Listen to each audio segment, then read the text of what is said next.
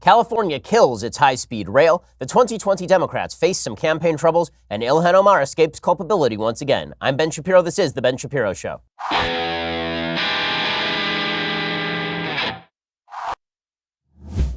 Alrighty, so a lot of news to get to today. We are going to get into, in detail, a bunch of Democratic proposals that even they do not take seriously. It's the reason why President Trump's approval rating has risen 7 points over the last month, even according to the sort of Real Clear Politics poll average. We'll get to all of that in just 1 second. First, we need to talk about what you are using to send your packages this year. So I know Valentine's Day is coming up, but it's not just a Valentine's Day issue. It's an everyday issue.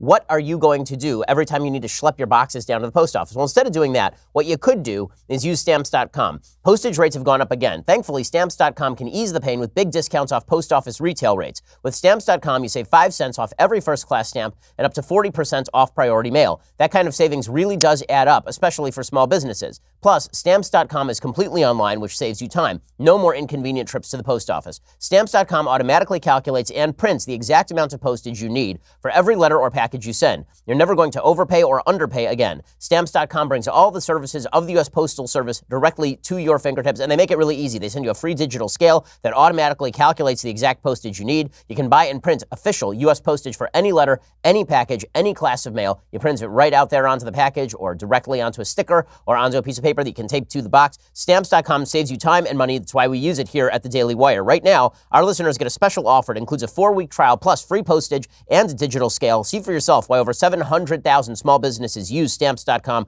Go to Stamps.com, click on the microphone at the top of the homepage, and type in Shapiro. That's Stamps.com, enter code Shapiro. Stamps.com, click on that mic, enter code Shapiro, and get the special deal. Alrighty, so here is the latest on the government shutdown. It apparently has been averted. President Trump is expected today to sign into law a bipartisan accord to avert another U.S. government shutdown, according to Reuters. It's a bad deal. It's a bad deal. This deal basically gives the president something like $1.375 billion for border security. It allows him to build another 55 miles of fence, maybe.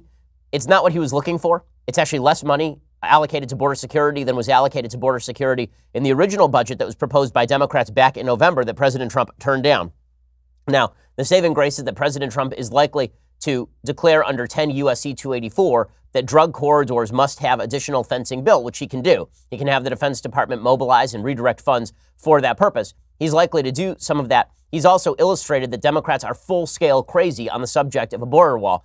When he did his big event on Monday night in El Paso, he was talking about the necessity for a border wall standing about 1,000 feet maybe from the border fencing between El Paso and Mexico. And meanwhile, Beto O'Rourke was standing 1,000 feet from him and was saying that walls are terrible. There was a wall at Beto O'Rourke's rally, by the way, to prevent people from encroaching onto the territory of Beto O'Rourke's rally, even as he was proclaiming that walls were really, really bad. On Wednesday, CNN, The Washington Post, and Wall Street Journal all reported that Trump intended to sign the measure into law if it passes Congress. Representatives for the White House could not be reached immediately for comment. Trump on Tuesday did not rule out vetoing the legislation. He said he was not happy with the deal, but he's not going to get into another shutdown here. Again, is it a bad deal? Did President Trump do a bad job of negotiating this thing? Yeah, he did. I mean, he went into a poker hand and he was bluffing from the very outset. Democrats knew that he was bluffing. They kept upping the ante, and President Trump was not willing to try to buy the pot, basically. He was not willing to carry the bluff all the way to the final contingency. He was not willing to allow the government to remain shut down. Democrats knew that, and so they were able to basically win the hand with a pair of twos. That's essentially what happened in this particular poker game. Now, again, the president does have another card that has yet to drop here, and that is the possibility of declaring some sort of national emergency. Zero Hedge is reporting that the president is considering exactly that. According to Zero Hedge, which is sort of a little bit of a sketchy website when it comes to reporting, they say, in an interesting twist, it looks like Trump has decided on a middle path that will allow him to keep the government open while getting more of his border wall built than Congress had initially authorized. According to Washington Post, Trump will use an executive order to reallocate federal funds to finance the wall, or at least something more than the 55 miles that the compromise bill would finance. A White House official told the Post this morning that the president sees signing the border deal, if passed by Congress, as the way to avoid another shutdown. This is according to Robert Costa. But he would also likely pursue an executive order to reallocate federal funds to barrier projects, the official said. So that is the solution that probably makes the most political sense. Once again, President Trump, his big success here is illustrating once and for all that Democrats do not care about border security, or at least they don't care enough about border security. Remember, It was a point of negotiation. During this actual border negotiation, Democrats wanted to lower the amount of funding available just for beds to house criminal illegal aliens. And President Trump did not want to lower those numbers because he was saying, well, if we can't house these people, we have to release them into general society. And Democrats were stumping for that. They were stumping for Trump to just release criminal illegal aliens into American society. That's a pretty good talking point for President Trump come 2020. Again, all President Trump has to do in 2020 is just point at the Democrats because they are exposing their radicalism every single day. How radical are the Democrats? Even they are scared by their own radicalism. Senator Mitch McConnell, Cocaine Mitch, he really demonstrated that full scale yesterday. So the Democrats have been going crazy over the Green New Deal. Everybody loves the Green New Deal. The media, they love the Green New Deal. It's ambitious and audacious and hopeful and bold. The Green New Deal. It's so wonderful. So wonderful that even the people who sponsored it will not vote for it. That's what Mitch McConnell showed yesterday. So Turtley Mitch, he popped his head out of the shell, snorted some coke, and then he said, you know what we're going to do? You love this Green New Deal so much? Yeah, I love it too. Because it shows who you folks are. So how about we do this? How about you come out and we force you Democrats to vote for it? After all, you keep talking about how great and ambitious it is, but you don't want to vote for it. Remember, in the House, which is controlled by Democrats, the Green New Deal resolution did not come up for a vote. Republicans don't control the House. That means that Nancy Dentures Pelosi said she was not going to bring it up for a vote, despite mouthing all sorts of platitudes about how wonderful and excellent and hopeful and ambitious the thing was. And by the way, when politicians say that something is a bold new idea, it's bold in the same way that my son trying to plug a toaster into the wall is bold. It's a bold move, Cotton. Let's see how they do with it. Here's Mitch McConnell putting Democrats to the test, saying, listen, you guys proposed this thing. How about we just vote on it? You know, let's see if you like it that much. Mitch McConnell, go. I've noted with great interest the Green New Deal. And we're going to be voting on that in the Senate. We'll give everybody an opportunity to go on record and see how they feel about the Green New Deal. Man, he is so low-key. He's like Ben Stein of the U.S. Senate, and he cannot hide his glee at this. I mean, you have to actually see his face. And this is why, if you don't subscribe to the program over at Daily Wire, you really should, because if you can't see Mitch McConnell's face for clips like this, what is video made for? I mean, it's just fantastic. So Mitch McConnell, who smiles once every 70 years, he's like Halley's Comet. He cannot hold back a smile at the fact that Democrats were this stupid. So how stupid were the Democrats with this? It's so great. It's just so great. So Senator Edward Markey of Massachusetts, you'll recall, is the Senate co-sponsor of this Green New Deal resolution. It was sponsored in the House by the venerable and intelligent and brilliant young fresh face AOC, so fresh, so face. Ed Markey, who is not a fresh face, is in the Senate in Massachusetts, and he co-sponsored it on the Senate side. And this bill was endorsed by all the Democratic heavyweights. Spartacus Cory Booker, Kamala Narc Harris. It was co-sponsored by Elizabeth Pocahontas Warren. I mean, like all of the Democrats running, Kirsten, I take every side of every issue, Gillibrand, all of them endorsed the Green New Deal. So Ed Markey is very concerned, though. So why? Now, let's say that you wanted to pass a piece of legislation. Let's say that you thought that climate change was the most important issue on America's dial, that Americans needed to be made aware that this Green New Deal thing had to be passed as a resolution to demonstrate to Americans that we need to take this crisis seriously. Wouldn't you want it to come up for vote? I mean, if you wrote the resolution, Senator Ed Markey tweeted this out today. It's so fantastic. He tweeted out, "Don't let Mitch McConnell fool you. This is nothing but an attempt to sabotage the movement we are building. He wants to silence your voice so Republicans don't have to explain why they are climate change deniers. McConnell wants this to be the end. This is just the beginning." So let's try to unpack this logic. You propose a bill. It is supported by every major Democratic heavyweight. Mitch McConnell says, let's vote on it. And that's sabotage. So if Mitch McConnell didn't bring it up for a vote, then you would say he obviously doesn't care enough about climate change. He's sabotaging us. And if he does bring it up for a vote, then he's sabotaging your movement. If your proposal is so toxic that the mere fact of bringing it up for a vote would expose it as toxic, I'm pretty sure you're the one who just sabotaged your own boat. Now, Ed Markey is in the back of this ship, drilling a hole directly through the hull. And Mitch McConnell's like, "Sir, if you would prefer, I will bring you a stick of dynamite." And Ed Markey's like, "Well, Mitch McConnell's trying to sabotage this thing." It's your bill, dude. You wrote the thing. You don't get to claim it's sabotage when Mitch McConnell brings it up for a vote. That's Mitch McConnell being ultimate troll master. Mitch McConnell, Cocaine Mitch, Power move by Cocaine Mitch. I do love it. Again, it is hilarious to me that Democrats are now claiming it is sabotage for Mitch McConnell to bring up for a vote a proposal they say is so popular and so powerful that every American needs to be made aware of it. Mitch McConnell's like, fine, let's make every American aware of it. And the co-sponsor of the bill in the Senate is like, no, we can't vote on that. I didn't mean it. I didn't really mean it. It really is amazing. I mean, it's a situation where you got in a fight with your spouse and you just kept upping the ante. And then finally, your spouse is like, fine, go for it. And you're like, uh-oh. That's pretty much what happened here. The Democrats kept upping the ante on how important climate change is to the point where like, let's ban cars. Let's kill the farting cows. Let's get rid of airplanes. Let's do all those things. And Mitch McConnell's like, all right, that's what you want. Let's do this thing. Let's make it public. And Democrats are like, oh no. Ownership of the libs with facts and logic by Mitch McConnell. You got to love that. He's an underrated politician, is Mitch McConnell. And for all the crap we give him for his negotiations on border measures, power move. Now, one of the things that's hilarious about the new wave of Democrats is that all of their proposals are similarly ambitious and similarly stupid and similarly undoable. And we are finding this out day after day when they run screaming from their own proposals. Like legitimately, they run screaming from their own proposals. I'll give you a couple of examples in just 1 second. From across the country, Democrats propose audacious, ambitious, bold things. Like my son with the toaster, they propose bold things. And then they find they're the dog that catches the car. And then they realize that by catching the car, they've now put themselves in direct proximity to the back wheels. And if that thing is in reverse, they're going to get smushed. We'll talk about it in just 1 second. First, let's talk about the best present I really think that you can get a parent, a sibling, yourself. I'm talking about Legacy Box. Your life is a series of experiences and memories. But right now, you've got all those experiences and memories sitting out in the garage, moldering, a bunch of old pictures that are being bug infested. Well, instead of all that old tape that you can no longer play because it's on actual film reels, what you should do is send all that stuff over to Legacy Box, and then they take all that stuff, they put it in digital format, and they send it back to you. It's really awesome. You can save your family films and photos from degrading or being lost forever. You can put them in a usable format. You can make sure that if, God forbid, something were to happen to your garage, then you've got all of those memories saved.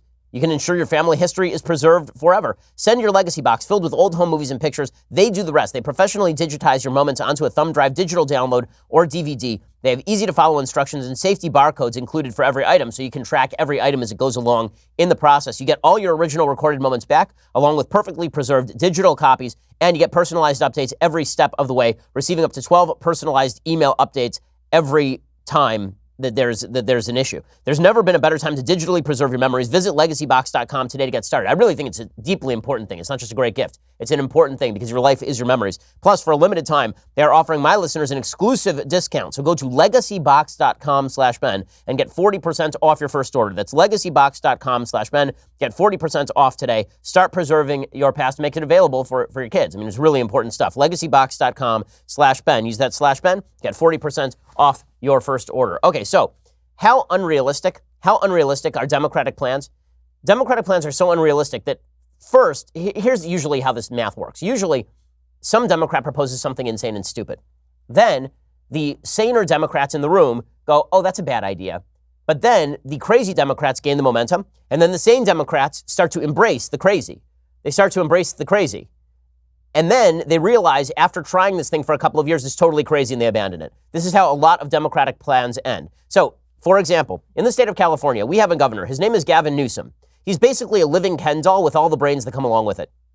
And Gavin Newsom was lieutenant governor. Well, back in 2014, I had Gavin Newsom on my radio show, and I specifically asked him about a proposal that Californians had voted in favor of for a high-speed rail between San Francisco and Los Angeles. It would have stops in places like Sacramento. It would have stops in Bakersfield for whatever reason. And this was going to cost us legitimately billions and billions of dollars, like billions of dollars, this high-speed rail. Now, those of us who live in California were sitting around going, but isn't there a giant highway called the I-5 that also connects Los Angeles with San Francisco?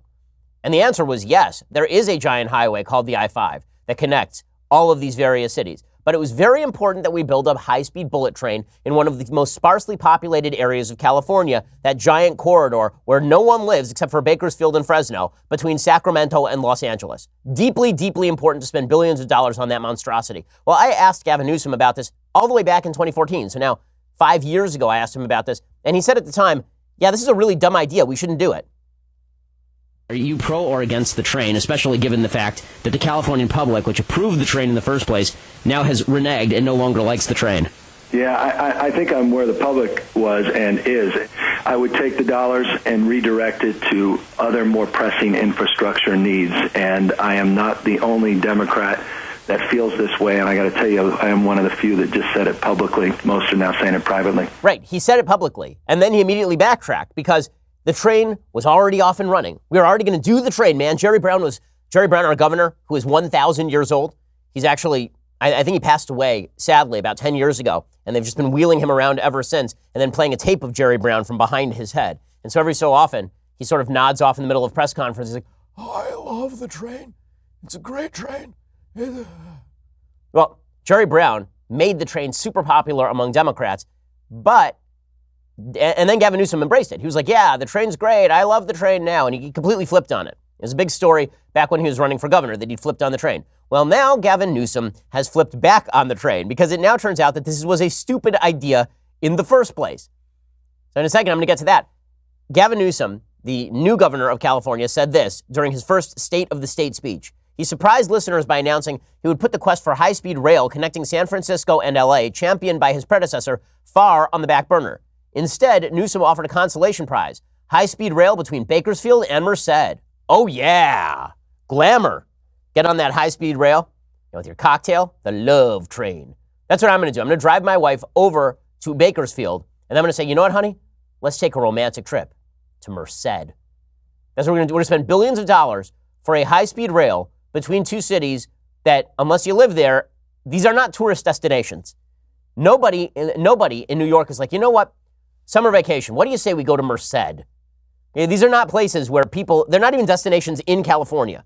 Like Bakersfield is a city. It's fine. I've been there. Merced, also a city. Great. Do we need a high-speed rail connecting these two cities? Of course we don't. But he's using this as now a consolation prize because we're not actually going to build a high-speed rail between San Francisco and LA, which, by the way, was always an idiotic idea. We were talking about spending literally billions of public dollars building a high-speed rail between San Francisco and Los Angeles. You know how much it costs you for a plane ticket between LA and San Francisco one way? It's like $80. It's legitimately like Southwest puts on deals for under $100. You could make that travel happen. And it would take you less time going to the airport than it would to get on that bullet train. And yet we were going to spend billions of dollars. Now even Democrats have to back off of this. Newsom said, let's level about the high-speed rail. Let's be real. The current project as planned would cost too much and respectfully take too long. Right now, there simply isn't a path to get from San Francisco to San Diego, let alone from San Francisco to LA. I wish there were. Fortunately, there is. It is called the I-5. I drive it all the time. So does everyone else in the state of California. Not only that, we have these things. I know, controversial though they are. They were invented in the early 20th century. And it's a vehicle. And if you drive it fast enough and you have enough thrust behind the vehicle and the wings are actually directed at the proper angle to the ground, these things fly. I know. It's wild. These giant machines, they fly and they will take you from LA to San Francisco through the air. I mean, that's high tech right there. Maybe we should invest in those. Recent estimates assessed Governor Jerry Brown's plan would cost $77 billion. $77 billion. I kid you not. So I'm just going to do a quick back of the envelope calculation right now. Okay, $77 billion divided by the price of a one-way ticket, like $80 to Sacramento or San Francisco. That would pay for, the state of California could legitimately, for that same price, pay for 962,500,000 tickets.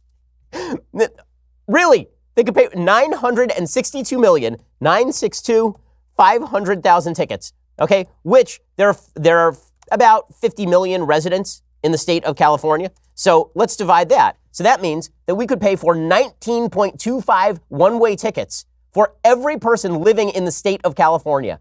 Every single person living in the state of California right this very instant. We could pay for 20 tickets between LA and San Francisco via plane for the price that it would take to build this stupid high-speed rail. Honestly, Jerry Brown, the Democrats in California, they're just the guy from The Simpsons. They're just the monorail guy from The Simpsons. It's truly amazing. So, well done. It was always an idiotic plan. Everybody already knew it was an idiotic plan. And yet we were supposed to pretend it was not an idiotic plan. By the way, it's actually more tickets than that because there are not 50 million residents in the state of California. There are 40 million residents in the state of California. So we could pay for 24 tickets for every resident in the state of California to go from LA to San Francisco. And yet we were going to spend all this money. The point here is the Democrats say dumb things. Like, it's a moon shot. You know what was the cool thing about the moon shot? We got to the moon. You know what's the bad news about a high-speed rail between Merced and Bakersfield? You end up in either Merced or Bakersfield. And they're fine again. They're fine. It's not exactly the moon. Also, you know how much it would cost me to drive from Merced to Bakersfield? Like a tank of gas. Like $20, maybe. $30, maybe. Oh my goodness. So this is one of the things you got to love about Democrats. They make these proposals and then they have to back off their own proposals. It's just like the state of California at one point had considered universal health care. And then they were like, oh yeah, we can't pay for that. And it was like, well, you are the most left-leaning state in America. The most left-leaning state in America. And your own Democratic Senate would not even vote on it. Why? Because universal health care in California would cost $17 billion per year. $17 billion per year. And the budget of the state of California, last I checked, is $200 billion. $200 billion, so it would cost an additional $20 billion per year minimum. That is not a thing that is going to happen. And you're seeing it play out in New York, too, where New York has pursued every idiotic policy they can possibly think of, and now they're shocked that none of their policies are working out. So Governor Andrew Cuomo, who is, as we have said, in a running gun battle with his brother to be the stupider Cuomo brother. We have a block of wood on CNN, and then we have the governor of New York, who is a block of slightly more brittle wood, a little bit older, sort of petrified stone. Well, he is now complaining about Florida. Why is New York complaining about Florida? Because it turns out anyone with money is trying to get out of New York and into Florida. So here is what CBS Miami reports. He said, this week, the governor of New York blamed budget shortfalls on the state of Florida. So he's blaming his own inability to take in tax dollars in New York on Florida. Why? He said New Yorkers were fleeing to the Sunshine State to save big time on taxes. It all goes back to the tax reform passed by Congress. The changes increased the incentive to move to the Sunshine State dramatically. Well, why? Because one of the things that the tax bill did is it did not exempt state taxes from federal income tax. So people who were high income in states like California and New York, where you're already paying an inordinate state tax, they couldn't take that as a discount on their federal taxes. So you're basically getting double taxed in states like California and New York. The point being that there shouldn't be a federal incentive for states to raise their taxes. So what he's really complaining about is that Florida isn't governed like complete garbage, and New York is governed like complete garbage. And when you raise taxes inordinately, you end up driving people out of the state. You'll recall that just a week ago, Andrew Cuomo basically admitted they can't tax people in New York anymore because if they keep taxing people, all the billionaires leave, all the millionaires leave. No one wants to be in these badly governed states. Bad Democratic ideas will not even be embraced by bad Democrats at this point. And yet we're supposed to let them govern based on their high hopes and their commitment to the future, their ambitious and bold plans. Yeah, let's hand over governance to these schmucks. I'll get to a little bit more of this in just a second. Let's talk about the presidential race. So a lot of these Democrats are having a very, very difficult time in the presidential race because they have what Sarah Jessica Parker might call failure to launch. One of those candidates is Senator Amy Klobuchar of Minnesota, who has been described as Minnesota nice, which I guess is just a euphemism for I throw binders at my staffers. That was a report that came out in the last couple of weeks, is that she is apparently, allegedly, routinely abusive to her staffers, up to and including throwing objects at her staffers. I have to say, there are a lot of people who work at this company, and when I abuse them, I do it publicly on air. Right? Well, behind the scenes, I'm actually much nicer than I am to folks on air. They will confirm this, and if they don't, I'll fire them. I mean, this is the reality of how things work here. It has never even crossed my mind to throw objects at the people who work here. Number one, it's a lawsuit. And number two, you shouldn't throw objects at people. Right? I don't even let my kids throw objects at each other. Amy Klobuchar reportedly took binders and threw them at people. So Mitt Romney, not fit to be president because he had a binder full of women he thought about hiring. Amy Klobuchar, a woman who throws binders, now being considered for president. Now, the best part of this is a great story. According to Mediaite, in a potentially embarrassing AP report for Senator Amy Klobuchar, more than a dozen current and former staffers describe her as an abusive boss who often tried to have job offers rescinded when they tried to jump ship. Interviews with some of Klobuchar's Capitol Hill staffers portray a hostile work environment run on fear, abuse, and humiliation. According to staffers, the overly critical senator will sometimes turn a single mistake into a multi-day affair of shaming and demeaning, followed by post-work angry late-night phone calls and all-caps emails. The way she treats staff is disqualifying, said a former female staffer. And one of the staffers says, I will not vote for her because she's a bad person. 3 former Klobuchar staffers told the Huffington Post their boss made them or their coworkers run personal errands for her, such as picking up her dry cleaning, packing her suitcases for travel, and even cleaning and washing her dishes at home. And frankly, I want to be a senator. This sounds great. If I can make my staffers do this sort of stuff, are you kidding me? Like on the public dime? Like make people wash my dishes on the public dime? That sounds amazing. She has one of the highest rates of staff turnover in Congress. So how widely has Klobuchar's mistreatment of her staff been rumored? It's been rumored so widely that SNL, actually a Veep writer confirmed, a writer for the show Veep, confirmed that they had a joke on the show about a staffer shaving Amy Klobuchar's legs, and that joke was inspired by reality. That they had heard a rumor that the staffers were so abused that they were like shaving the senator's legs, and so they made a similar joke on Veep. That's how bad the rumors have been about Amy Klobuchar. So Minnesota Nice, when they say Minnesota Nice, they don't actually mean the Francis McDormand character in Fargo. They mean the guy who throws people into a wood chipper on Fargo. So Amy Klobuchar having a tough time. Meanwhile, Kamala Harris having a tough time because she's a narc. So one of the most beautiful things is watching as far-left Democratic candidates are not far left enough for the Democratic base. Kamala Harris was a prosecutor. This is nearly disqualifying for a lot of people on the far left in the Democratic Party. They look at Kamala Harris and they say, well, this lady prosecuted people and put them in jail. This means that she is a narc.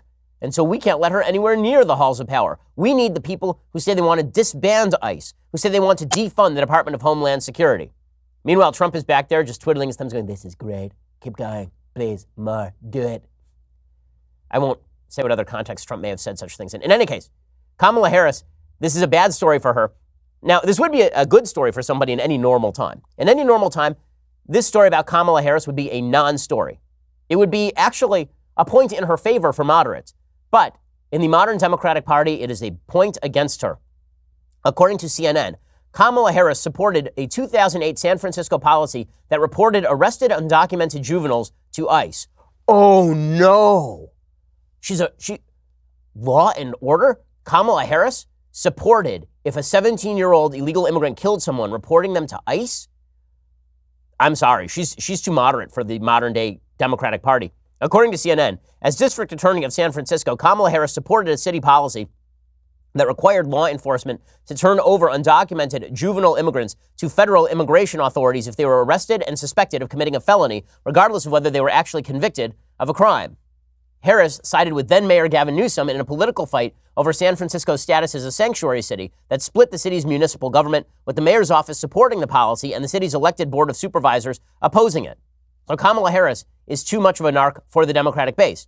Her past position, according to CNN, could open her up to attacks from immigration activists as well as the more progressive wing of the party as she seeks the Democratic nomination in 2020. The fight over the San Francisco policy was covered extensively at the time, but Harris's role has not been closely examined since she entered the national spotlight. In a statement to CNN, Harris's campaign spokesman, Ian Sams, said the policy was intended to protect the sanctuary status of San Francisco and to ensure local police, who needed to have strong relationships with the communities they serve, regardless of immigration status, were not forced to operate as immigration agents, which is the responsibility of the federal government. Looking back, this policy could have been applied more fairly. Uh-oh. That last line is a killer for Kamala Harris, because that means she is going to be accused of anti-immigrant racism. So Democrats being hoisted on their own petards here. And they're now in a serious problem because it turns out that the Democratic base is too crazy for the candidates. Like legitimately too crazy for the candidates. How crazy are segments of the Democratic base? Segments of the Democratic base are angry at Kamala Harris because she's married to a white person.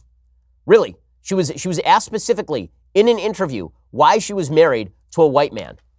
And she answered it. She actually answered the question because this was considered a legitimate question. She was asked in an interview on Monday why she married a white man and how she could do so while defending her black heritage. And she said, look, I love my husband. He happened to be the one that I chose to marry because I love him. And that was that moment in time. And that's it. And he loves me. But I love the fact that this is, I love the fact that this is controversial. Here is Kamala Harris giving an answer, like legitimately answering a question that should never have been asked. I see this online all the time, and I don't think it's fair. I don't even think the personal life should matter, but they do mention your husband a lot. And they say, how is she so black, but she married white? Look, I love my husband, and he happened to be the one that I chose to marry because I love him, and that was that moment in time, and that's it. Word. That's it. Well, That's it, and he loves me. The proper answer there, the proper answer is, what the hell kind of question is that? I mean, imagine that was a white candidate who had married a black woman, or the opposite, a white woman who had married a black man. And let's say that that person had been asked, you know, there are a lot of people asking about you marrying cross-racially. Wouldn't the answer be, what a racist question?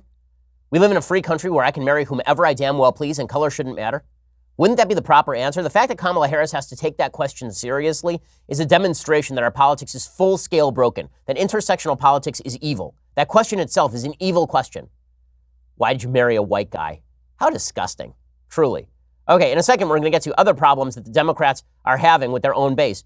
But first, you're going to have to go over to Daily Wire and subscribe. When you subscribe, you get not only the rest of this show live, you also get 2 additional hours of this show every day. I mean, my goodness, and it's full to the brim with great stuff. Not only do we have updates from news over the course of the day, we also have fantastic guests.